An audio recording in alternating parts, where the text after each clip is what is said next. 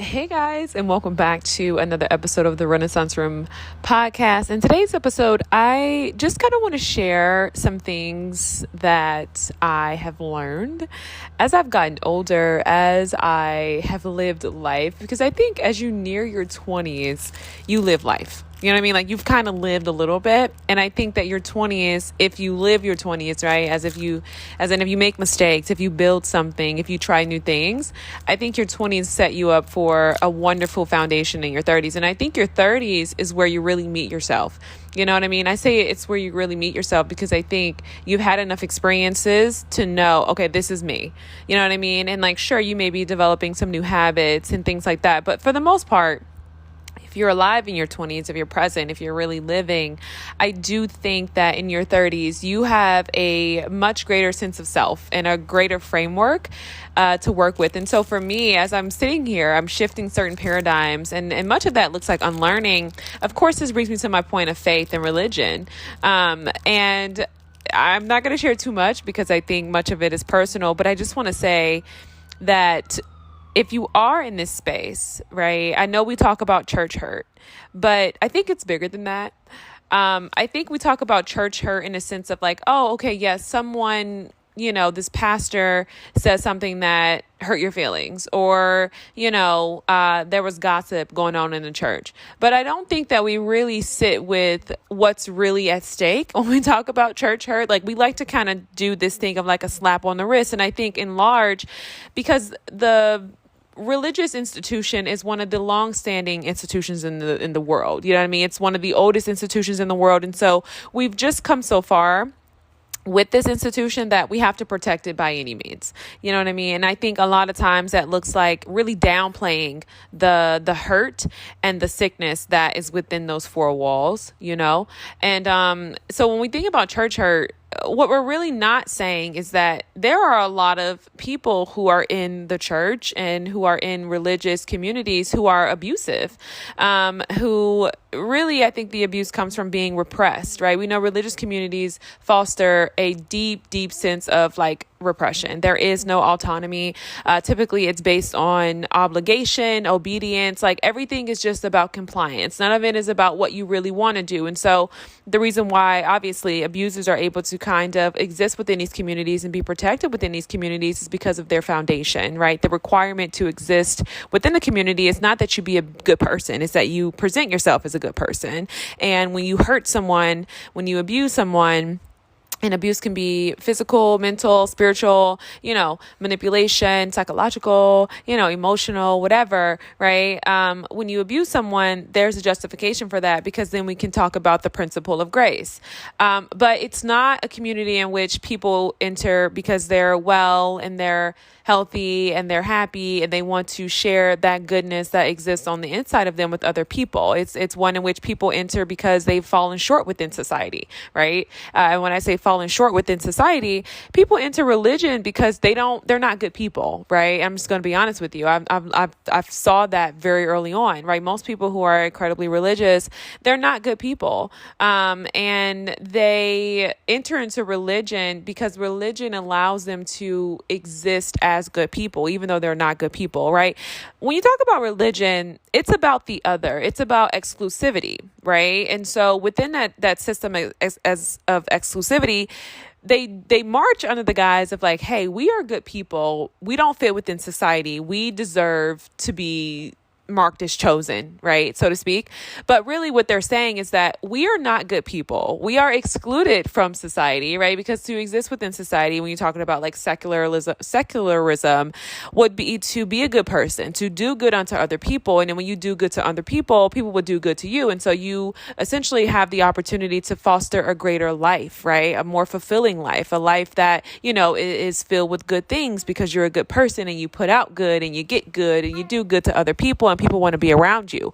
But when you don't do that, right, when you're not someone who is a good person, in addition to being a good person, you're not someone who takes self-agency over your life, right, which I think when you start talking about self-agency, that's saying, hey, I'm going to be responsible for myself. I'm going to build something. I'm going to make something of myself. I'm going to take care of myself.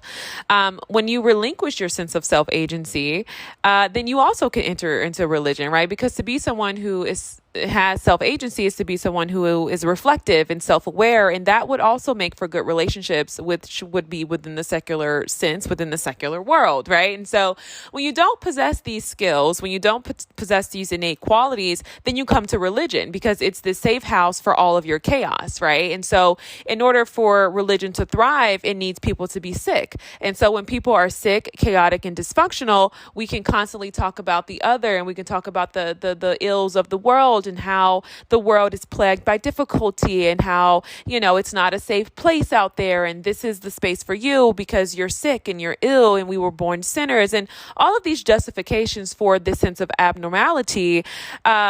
But when you're existing in the world, that doesn't really fly, right? Like in the world, you can't be this victim to the dysfunction. In the world, there are real tools and resources that say, hey, listen, if you are mentally ill, you need to go get help, right? You need to be seen, you need to be treated through psychiatric treatment or through some type of therapeutic cognitive behavioral therapy, right? Like you need to go and you need to work on yourself, right? There's books, there's work, there's college, there's institutions, there's, all these different things in which you need to partake in to develop a sense of self-agency and become the type of person who can build a life that you love and become someone that you respect and have a sense of pride in what you do.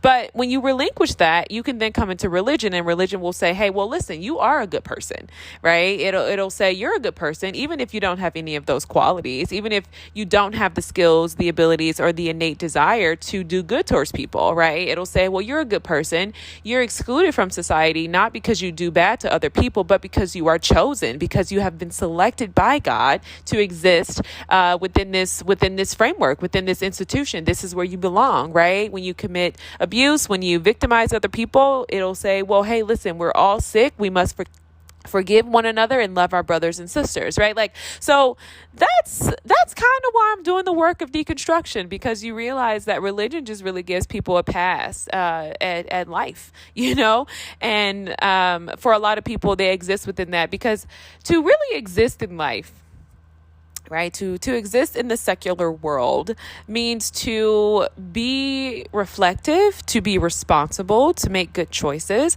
And let's just say, for example, you had a troubling childhood and you don't want to go to therapy. You don't want to do the work. You don't want to take the time to heal yourself. You want to be a victim. You want to victimize other people. You want to be held. You want to be coddled. Essentially, perhaps some of the trauma that you've endured has left you stuck with arrested development.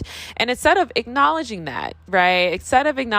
Or instead of saying, you know what, I just want to be an artist. I don't want to go to school. I don't want to work a job. I just want to work and I want to do art, and I'll take the $200 here and there. And if I can't pay my rent, then I'll just live in my car. You want someone to say you're really gifted and you're really talented, and you deserve to have housing, and you deserve to have all these things, even if you're not willing to work for them, right? You are a victim to the system, to this world that is exclusionary towards people of your giftedness, right? Like you want some level of exceptionalism without actually existing. And so we make all these justifications about why the world is this and why the world is that. And I do think with this wave of, and I don't think it's Christian nationalism, because Christian nationalism kind of premises on white supremacy.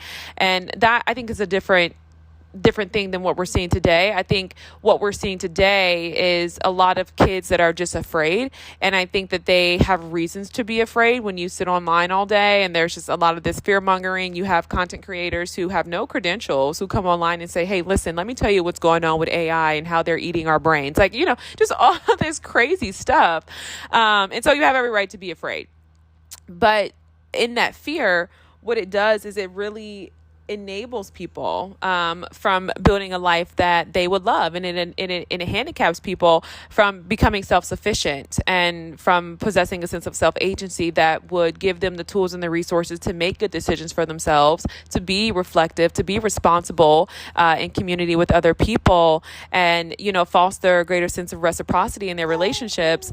And so That's really what it is. And so for me, a lot of that deconstruction looks like, man, you have to recognize that most times within religious communities, it's not safe. A lot of people within these communities are seeking control. And like I said, they're not good people, and they need justification for that, because for whatever reason, call it ego, call it just the way some of us are brought up, call it trauma, call it early childhood experiences, whatever you want to figure out. I'm at a point in my life where I no longer take curiosity and interest in people's issues. You know what I mean? I think there was a point in time where empathy and being someone who was empathetic was seen as this noble thing. And I do think it is still noble and very credible.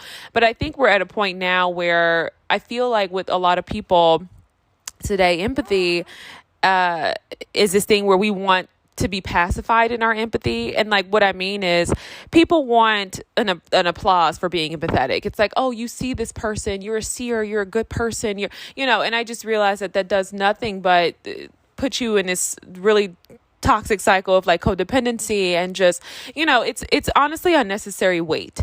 You know what I mean? You talk about casting a burden. Okay. That it's unnecessary weight to sit in a space and just be so inclined to the issues and inner turmoil of other people. I think you need to free yourself from that. I don't think that is something that is a marker of being a good person. I don't even think that's a marker of empathy. I think that's a marker of codependency, and you need to find some other thing to invest your energy, because I feel like that ain't it. You know what I mean? People are going to be who they are going to be, and why they are the way they are, I just feel like that's not anything that you should really dive into. I think sometimes as women especially, we'll find ourselves in that space, but I can definitely just say at this point in my life, one, I don't have the time as I'm navigating life transitions. Okay, y'all know.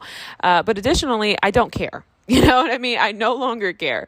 So those are just my thoughts concerning that. And I don't know. I highly encourage people to kind of sit with that. If you are someone who's been in religious communities and you see the dysfunction, you see how this sense of evil is normalized, you see, you listen to some of their teachings and how it leaves you isolated after Sunday, right? And what I mean by that is, you can go to church, you guys can rally together and talk about how evil the world is. And for a moment, you feel a sense of camaraderie. There's a sense of community there. We're all on the same page. We are chosen. We are X, Y, and Z. But the thing about that is, when you leave, you're lonely. You know what I mean? When you leave, you actually can't commune with these persons within the religious communities, right? There's no conversation that exists outside of religious frameworks. And so, while you're there on Sunday, you have a brother and you have a sister, so to speak. But when you leave on Sunday, they're not there. They're not picking up the phone. There's really no sense of community. You guys can't even go out to eat and enjoy a dinner without all this doomsday talk. It's horrible. You know what I mean? It's horrible. Most people don't even know who they are, especially if they've been within religious communities their entire lives. I would honestly say, I think that's probably one of the biggest disadvantages you can do to your child. And I don't care who says, well, every church is different. No, they all pretty much premise on the same thing. You know what I mean? If not one, then the other. You know what I mean? And so I actually don't believe that all institutions are different, or that all people in the church are different. No, there's always going to be those bad seeds, right? And they exist within every religious institution. And you could say, well, Jesus talks about the wheats and the tares. Well, I'm talking about good and bad people, and I'm talking about morality, and I'm talking about how within religious settings and religious communities, morality is given, right? And it's not something that you actually have to possess. And so it sets people up to be abused, and it's incredibly dangerous, is what I'm saying, right? And when that harm takes place within members, when that harm is enacted on people within the religious communities, those within those communities actually don't stick up for those who are harmed, right? So like I said, it's like you have a brother and sister, but only on Sunday, right? They're not showing up to birthday parties. They don't, it's horrible. It's horrible. And when bad things happen to you, there's a sense of silence. If anything, they look at you like you're a spectacle, right? You're the one who is causing the disruption in the church, right? Perhaps you are the one who are sowing seeds of discord. Perhaps you are Satan, right? Not the person who abused you, but you, right? When abuse takes place, it's, oh, well, God loves all of us. You know what I mean? So there's just really they really lack an ability to reason. And I do believe that that's why many of them find themselves isolated within these communities, not because they're chosen, not because God has them there, but or maybe that's a different conversation for another day. I won't say what God has or what, I don't even want to, go there. But I'm just saying that these are persons who don't know how to exist within the world. And so they go within these little storehouses, these church fronts, and it really just houses those that are sick and dysfunctional. And I just wanted to leave you guys with that. Peace.